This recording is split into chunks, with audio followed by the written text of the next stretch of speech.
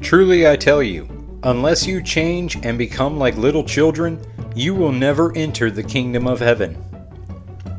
In Matthew chapter 18, Jesus offers profound lessons on humility, forgiveness, and how to live in community.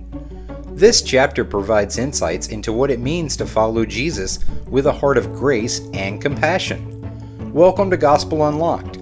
We're continuing our series on Matthew's Gospel, unlocking insights from each chapter. Let's turn the key and explore what Matthew 18 has to reveal. The chapter opens with the disciples asking Jesus, "Who is the greatest in the kingdom of heaven?" In response, Jesus calls a little child to him and says, "Truly I tell you, unless you change and become like little children, you will never enter the kingdom of heaven. Therefore, whoever takes the lowly position of this child is greatest in the kingdom of heaven." By using a child as an example, Jesus teaches that greatness in his kingdom isn't about power or status, but humility and dependence on God. Children represent innocence, trust, and humility, qualities Jesus calls his followers to embody. Jesus' words challenge us to examine our hearts and approach God with a spirit of humility and childlike trust. Next, Jesus tells the parable of the lost sheep, explaining that if a shepherd had 100 sheep and one wanders away, he will leave the 99 to go after the one, and when he finds it, he rejoices more over that one lost sheep than over the 99 that did not wander.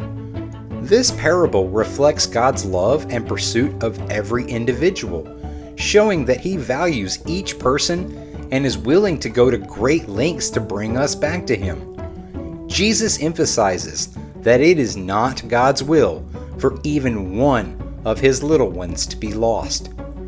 This parable reminds us of God's compassion and challenges us to value others, especially those who may feel lost or overlooked. Jesus then addresses how to handle sin among believers, offering a process for restoring a wayward member. He says that if someone sins, go to them privately to discuss it. If they listen, you've won them back. But if they refuse, bring one or two others. And if they still won't listen, bring it before the church. If they still refuse to repent, treat them as you would a pagan or a tax collector. This process reflects Jesus' desire for reconciliation and accountability within the community of believers.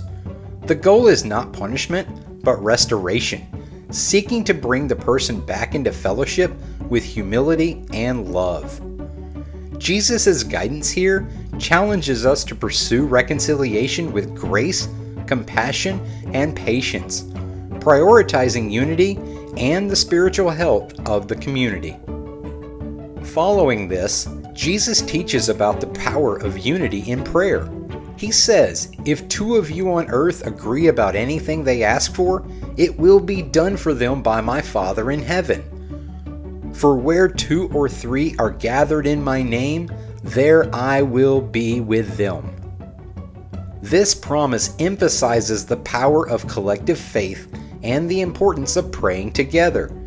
Jesus assures us that when we come together in his name, he is present with us, amplifying our prayers and strengthening our unity.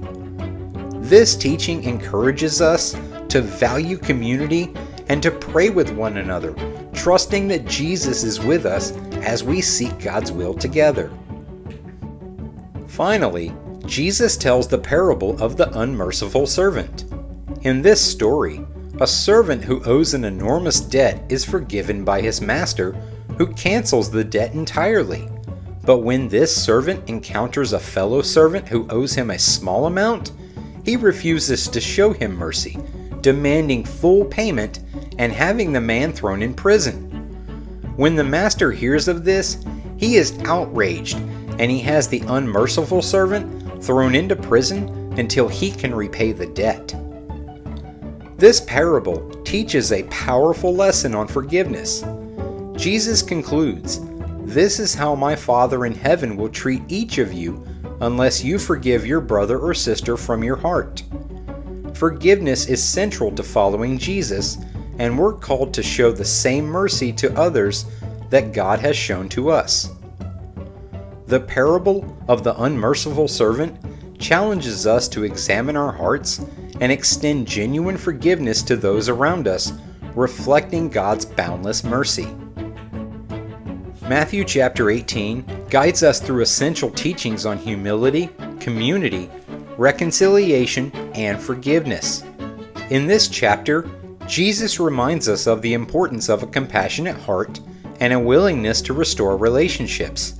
Thank you for joining me on Gospel Unlocked, and I look forward to unlocking more of Matthew's Gospel with you as we continue this journey together.